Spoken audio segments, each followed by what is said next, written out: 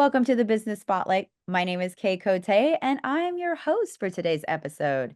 And today on the show, I have Mark Schouten, CEO and owner of Diversified Roofing, as my guest. We're going to be learning about his business, his journey to business ownership, best practices that he's learned, as well as challenges that he's faced to give you that inside look to what it's like to build and operate a business.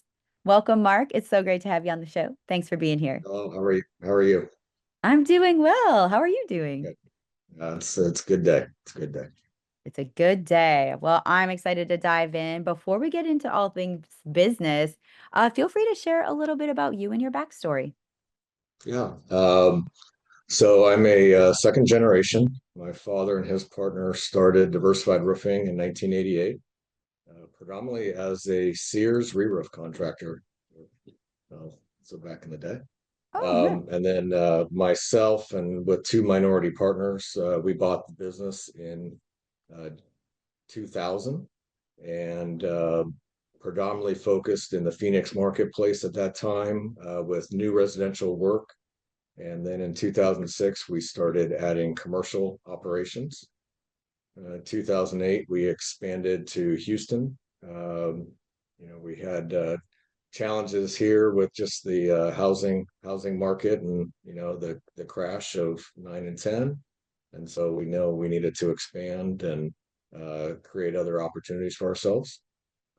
One of those partners ended up retiring in 2020, and then my remaining partner and myself did a deal with private equity, a fundless sponsor, and put together a syndicate of investors. And um, we are now building a roofing platform across the country, focused predominantly business to business in the re-roof market.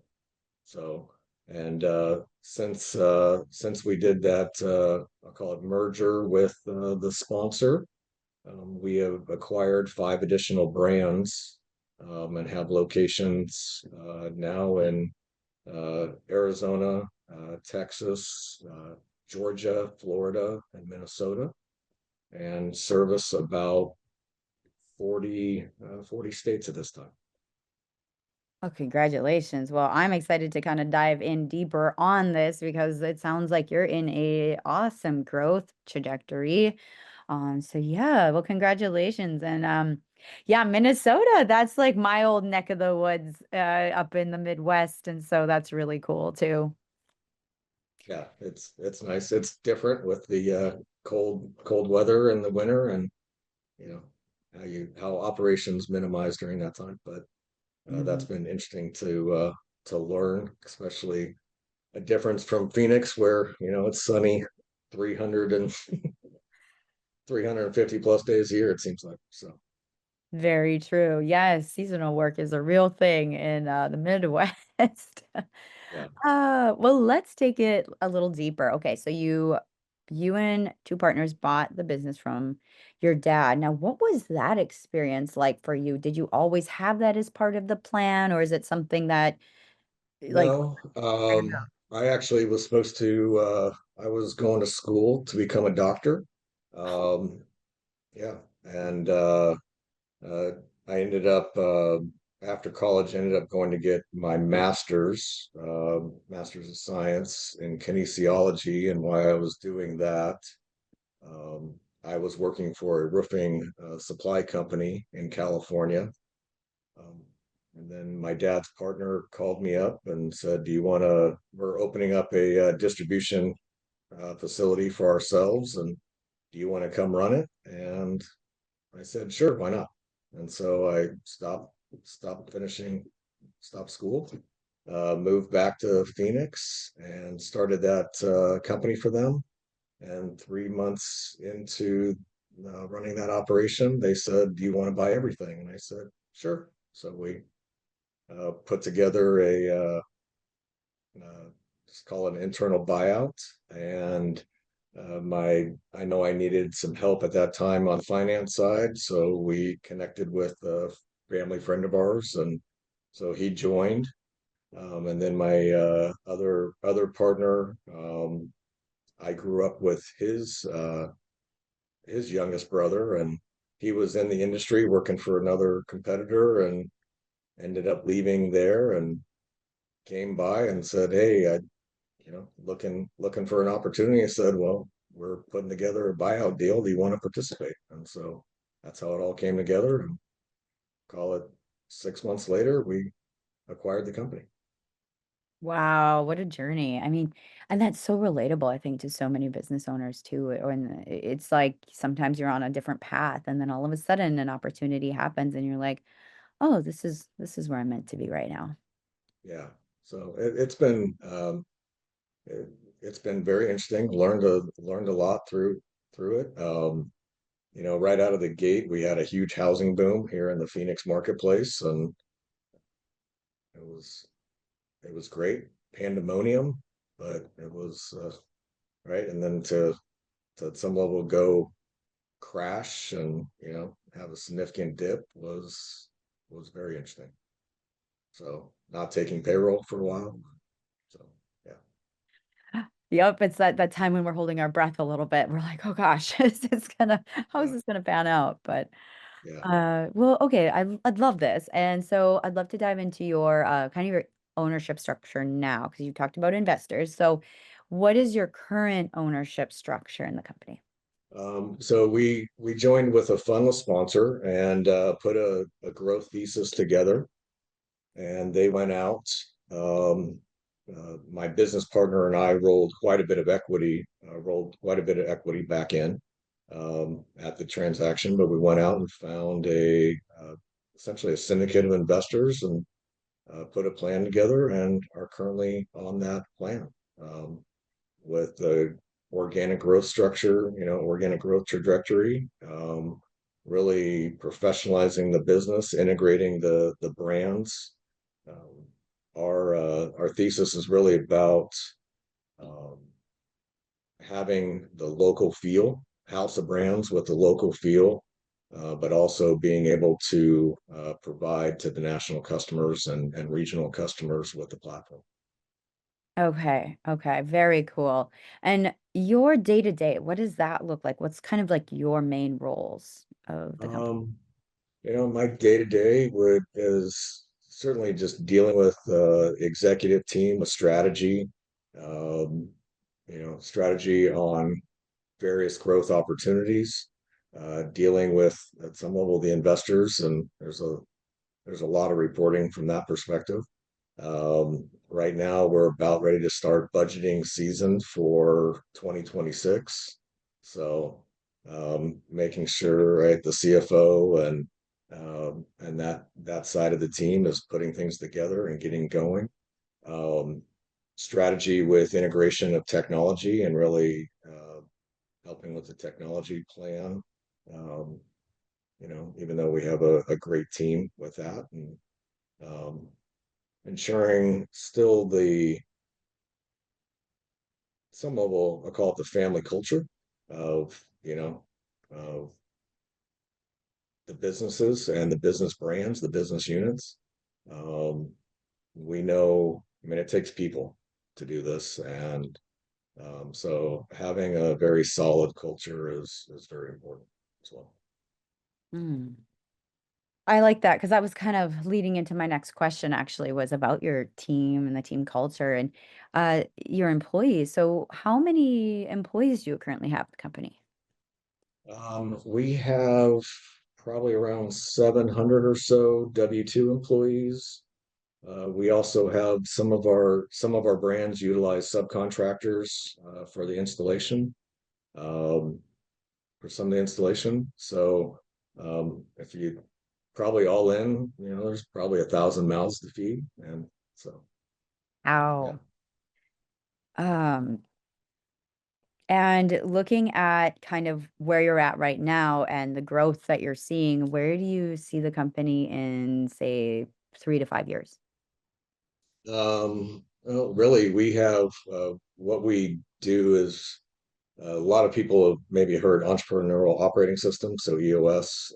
We've actually modified that for ourselves just with the growth, but conceptually that same concept, having a where do we want to really see ourselves at 10 year and what does that structure look like? and then build back. And so to get to the 10-year, we go to a 3-year, kind of where do we need to be at the 3-year, 1 year, and then quarter, from a quarter perspective, with key imperatives and specific goals for individuals leading up to that. But you know, our 10-year plan is to be at $1 billion in revenue. Mm, I'm just taking some notes. And that would be with both acquisitive and organic growth. Okay, amazing. So looking at the growth you've had and, having a business, there's a lot of challenges that come with that. So what is something you're currently challenged with in your business? Um, Currently, I'll call it macroeconomics are a concern today. Um, we've There has been a little bit of tariff impact, not too much, but we saw the buying cycle slow down basically right around the elections, trying to understand, what was going to transpire with that, that's some of a little bit normal. Mhm. Um, but so um, so we've seen the buying slow down a little bit. Then people were worried about, interest rates, where interest rates are at. So that's had some challenges overall. Um, then obviously I said a little bit with the tariffs, and then just some new construction has slowed down as well. So some Mm, competitive market um, has created issues in various locations. okay. Just overall margin pressure. Yeah. Yeah. Yeah. Okay, so what are some of the things like I know you work on systems a lot with your company. What are some of the systems you're creating to kind of remedy this, or are you looking for certain things to help with remedying some of these issues? Yeah, certainly we look at, buying power and how we can use our relationships with that, servicing customers, I'll call it in the tier two, tier three markets, having flexibility to help them in smaller markets. That helps, allowing us to be a little bit more broader on margin. Um, and really being able to service them from that perspective. Um, there is on the technology, we're always looking at that and how we can streamline processes and be more efficient. The tech team does work with AI, and how that can flow in the business as well. And again, really just uh, broaden efficiencies of. Uh, Mm, definitely. Yeah, that's what I was wondering too, how like things with the tariffs and the just like the political climate right now has been affecting yeah, companies, and that's a it's been interesting.